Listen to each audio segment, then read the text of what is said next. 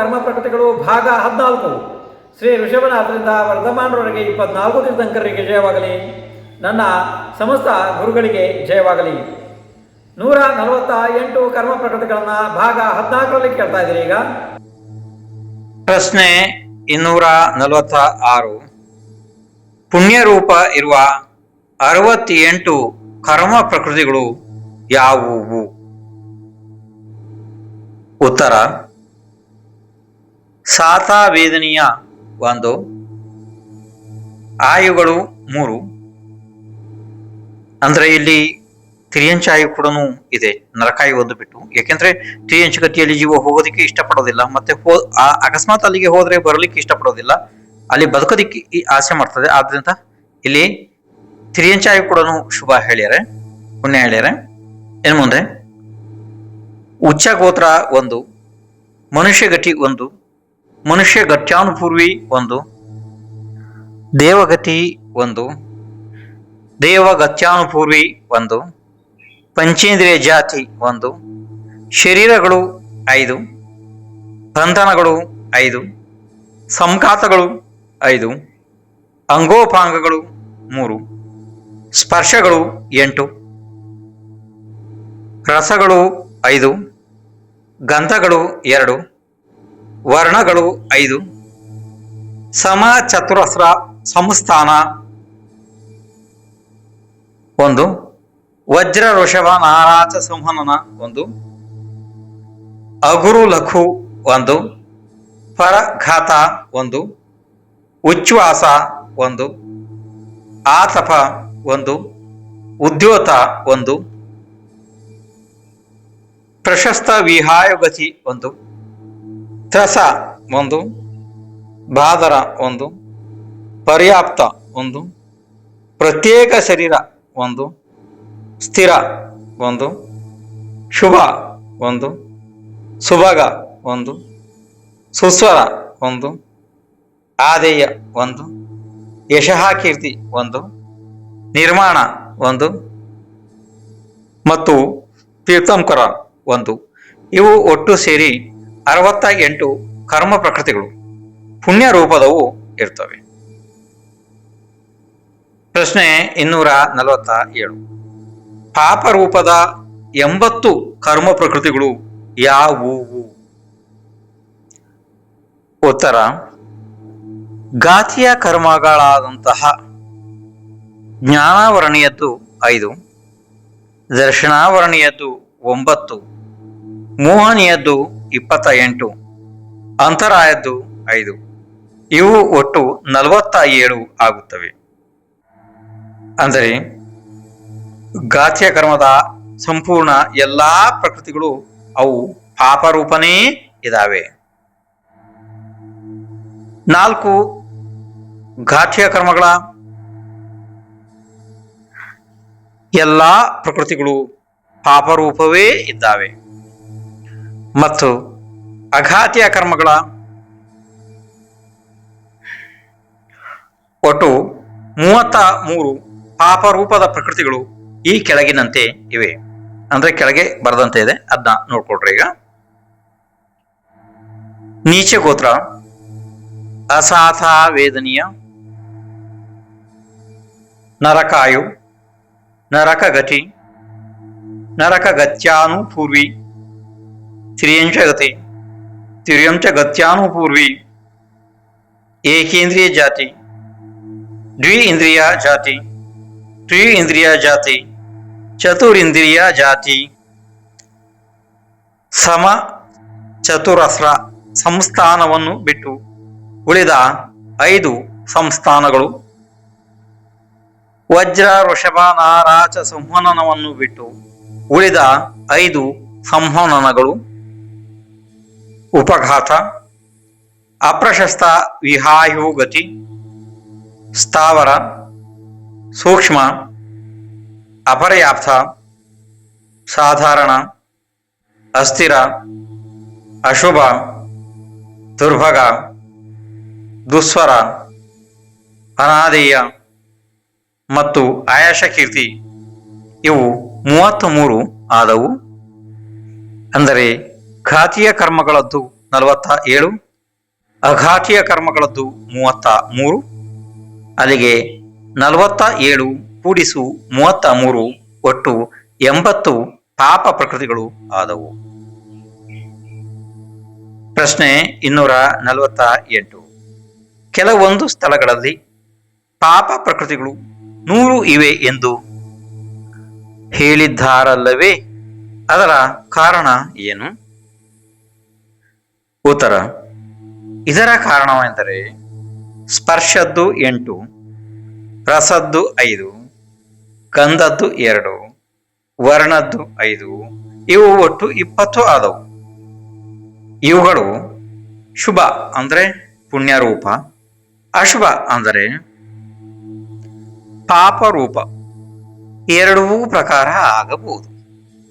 ಉದಾಹರಣೆಗೆ, ಯಾವುದೋ ಒಂದು ಜೀವಕ್ಕೆ ಶೀತ ಹಿತಕರ ಎನ್ನಿಸುತ್ತದೆ, ಯಾವುದೋ ಜೀವಕ್ಕೆ ಉಷ್ಣ ಹಿತಕರ ಎನ್ನಿಸುತ್ತದೆ.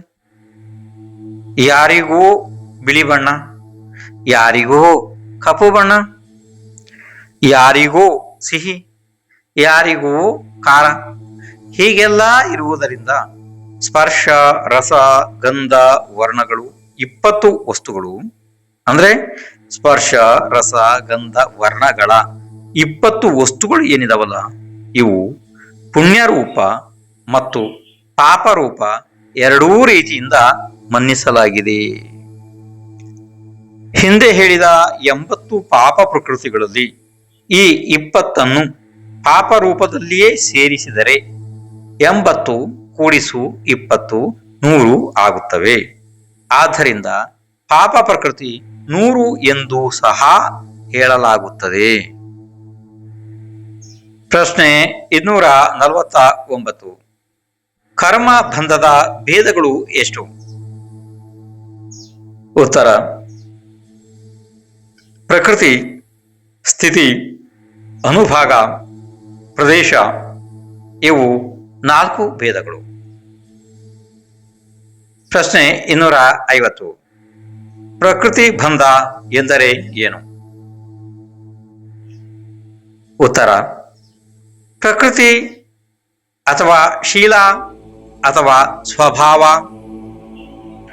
ಇವು 3 ಸಮಾನಾರ್ಥಕ ಶಬ್ದಗಳು ಇವೆ. ಉದಾಹರಣೆಗೆ, ಲಿಂಬುವಿನ ಸ್ವಭಾವ ಹುಳಿ ರುಚಿ ಇದೆ, ಬೆಲ್ಲದ ಸ್ವಭಾವ ಸಿಹಿ ರುಚಿ ಇದೆ. ಇದೇ ರೀತಿ ಪ್ರಕೃತಿ ಬಂಧ ಕೂಡ. ಜ್ಞಾನಾವರಣೀಯದ ಸ್ವಭಾವ ಜ್ಞಾನ ಪ್ರಕಟವಾಗಲು ಬಿಡದೇ ಇರುವುದು, ದರ್ಶನಾವರಣೀಯದ ಸ್ವಭಾವ ಅರ್ಥದ ಅವಲೋಕನ ಆಗಲು ಬಿಡದೇ ಇರುವುದು. ಇದೇ ರೀತಿಯಾಗಿ ಮುಂದೆ ಮುಂದೆ ತಿಳಿಯಬೇಕು. ಪ್ರಶ್ನೆ 251. ಸ್ಥಿತಿ ಬಂಧ ಎಂದರೆ ಏನು? ಉತ್ತರ: ಯಾವುದರದ್ದು ಯಾವ ಸ್ವಭಾವ ಇದೆ ಅದರಿಂದ ಅದು ಚ್ಯುತವಾಗದೇ ಇರುವುದು, ಅಂದರೆ ಬಿಡದೇ ಇರುವುದು. ಯಾವ ಪ್ರಕಾರವಾಗಿ ಆಡು, ಹಸು, ಎಮ್ಮೆ ಆದಿಗಳ ಹಾಲಿನಲ್ಲಿ ಅದರ ಮಧುರತೆಯನ್ನು ಬಿಡದೇ ಇರುವುದು, ಅದರ ಸ್ಥಿತಿ ಇದೆ. ಅದೇ ರೀತಿ ಜ್ಞಾನಾವರಣಾದಿ ಕರ್ಮಗಳು ಅರ್ಥದ ಜ್ಞಾನ ಆಗಲು ಬಿಡದೇ ಇರುವುದು, ಅಂದರೆ ತನ್ನ ಸ್ವಭಾವದಿಂದ ಚ್ಯುತವಾಗದೇ ಇರುವುದು, ಅದರ ಸ್ಥಿತಿ ಬಂಧ ಇದೆ. ಪ್ರಶ್ನೆ 152. ಅನುಭಾಗ ಬಂಧ ಎಂದರೆ ಏನು? ಉತ್ತರ: ಕರ್ಮಗಳ ರಸ ವಿಶೇಷದ ಹೆಸರು ಅನುಭವ ಅಥವಾ ಅನುಭಾಗ ಇದೆ. ಯಾವ ಪ್ರಕಾರ ಆಡು, ಹಸು, ಎಮ್ಮೆ ಆದಿಗಳ ಹಾಲಿನಲ್ಲಿ ಬೇರೆ ಬೇರೆ ತೀವ್ರ, ಮಂದ ಆದಿ ರಸ ವಿಶೇಷ ಆಗುತ್ತದೆ, ಅದೇ ರೀತಿ ಕರ್ಮ ಪುದ್ಗಲಗಳ ಬೇರೆ ಬೇರೆ ಸ್ವಂತದ ಸಾಮರ್ಥ್ಯ ವಿಶೇಷವನ್ನು ಅನುಭಾಗ ಎನ್ನುವರು. ಪ್ರಶ್ನೆ 253. ಪ್ರದೇಶ ಬಂಧ ಎಂದರೆ ಏನು? ಉತ್ತರ: ಕರ್ಮ ರೂಪದಿಂದ ಪರಿಣಮಿಸಲ್ಪಟ್ಟ ಪುದ್ಗಲ ಸ್ಕಂದಗಳು ಇಷ್ಟು ಇವೆ ಎಂಬ ಪ್ರಮಾಣ ಅಂದರೆ ಸಂಖ್ಯೆಯ ನಿಶ್ಚಯ ಮಾಡುವುದು.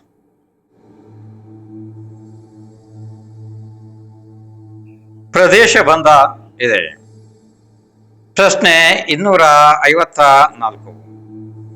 ಮೇಲಿನ ವಿಷಯಗಳು ತಿಳಿಯಲು ಕಠಿಣವಾಗಿ ಕಾಣುತ್ತಿವೆ. ಅದಕ್ಕೆ ಯಾವುದಾದರೂ ಸರಳ ಉದಾಹರಣೆ ಇದೆಯೇ? ಉತ್ತರ: ಹಸುವಿನ ಹಾಲು. ಇದರ ಪ್ರಕೃತಿ ಅಂದರೆ ಸ್ವಭಾವ ಸಿಹಿಯುಕ್ತ ಮಧುರತೆ. ಇದಾಯ್ತು ಪ್ರಕೃತಿ.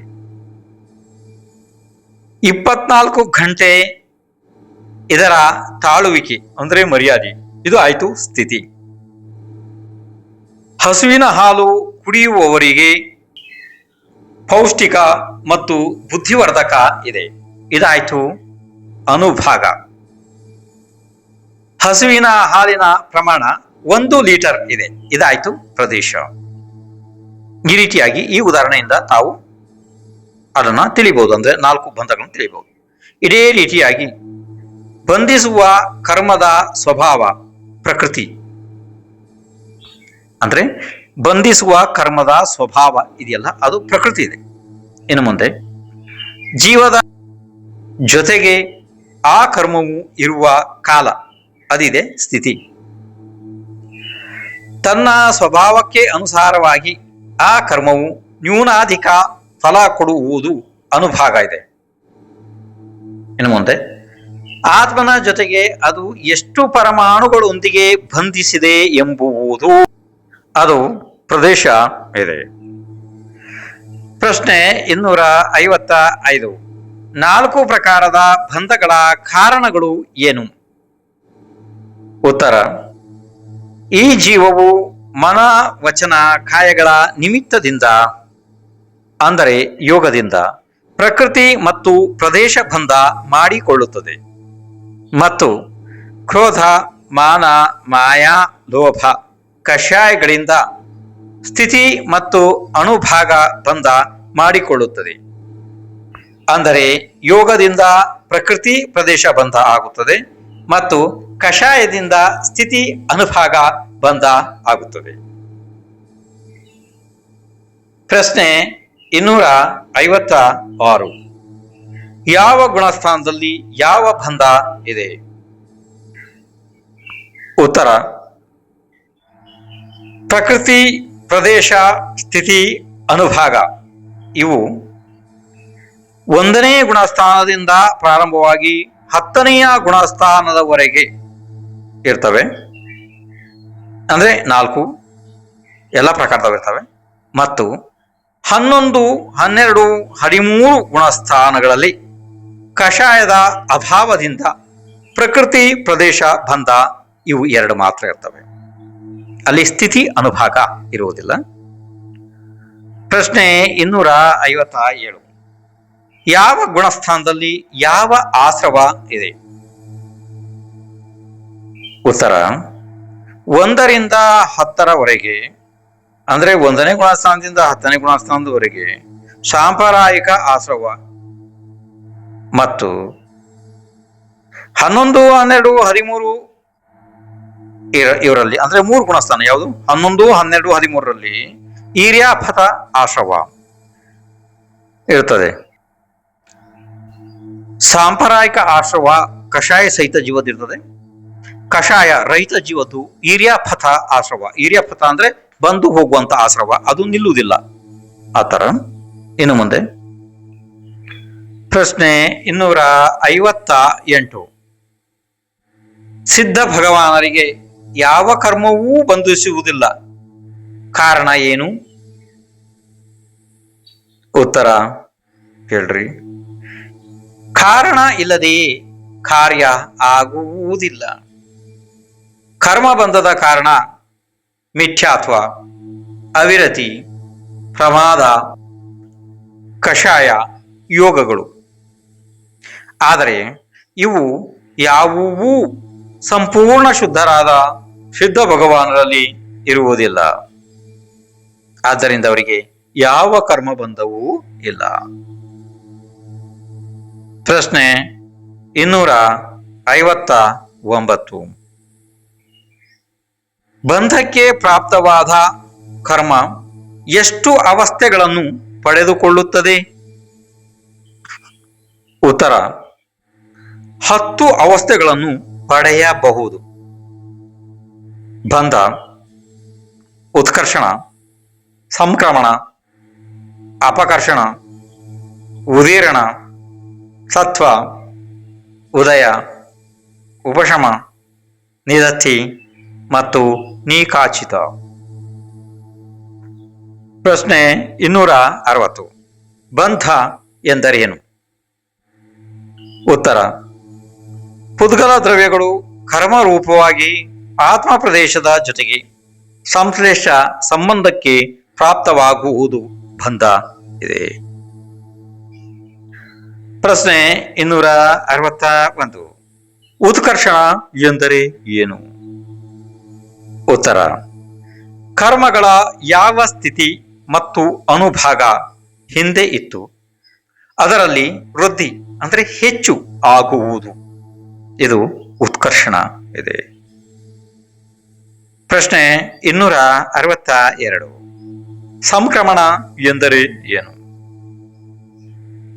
ಉತ್ತರ: ಯಾವ ಕರ್ಮದ ಪ್ರಕೃತಿ ಅಂದರೆ ಸ್ವಭಾವ ಹಿಂದೆ ಬಂಧವಾಗಿತ್ತು ಆ ಪ್ರಕೃತಿಯ ಪರಮಾಣುಗಳು ಅನ್ಯ ಪ್ರಕೃತಿ ರೂಪವಾಗಿ ಬದಲಾಗುವುದು.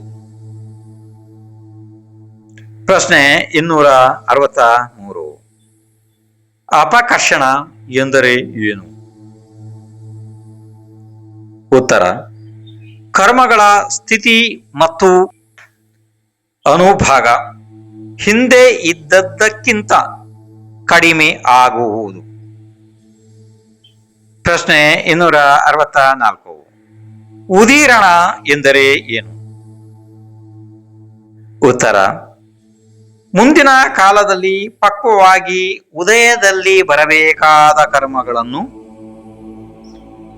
ವರ್ತಮಾನ ಕಾಲದಲ್ಲಿ ಪಕ್ವವಾಗುವಂತೆ ಮಾಡಿ ಪ್ರಯತ್ನಪೂರ್ವಕವಾಗಿ ಅಥವಾ ಸ್ವತಃ ಅಬಾಧ ಕಾಲದ ಮೊದಲೇ ಉದಯದಲ್ಲಿ ತರುವುದು ಅಥವಾ ಬರುವುದು ಅಥವಾ ಉದಯಾವಲಿಯ ಹೊರಗೆ ಸ್ಥಿತವಿರುವ ದ್ರವ್ಯವನ್ನು ಅಪಕರ್ಷಣ ಕರಣದ ಬಲದಿಂದ ಉದಯಾವಲಿಯಲ್ಲಿ ತರುವುದು. ಪ್ರಶ್ನೆ 265. ಸತ್ವ ಎಂದರೆ ಏನು? ಉತ್ತರ: ಸತ್ವ ಅಂದರೆ ಅಸ್ತಿತ್ವ. ಪುದ್ಗಲಗಳು ಕರ್ಮ ರೂಪದಿಂದ ಇರುವುದು ಸತ್ವ ಇದೆ. ಪ್ರಶ್ನೆ 266. ಉದಯ ಎಂದರೆ ಏನು? ಉತ್ತರ: ಅಬಾಧ ಕಾಲವನ್ನು ಪೂರ್ಣಗೊಳಿಸಿ ಕರ್ಮಗಳು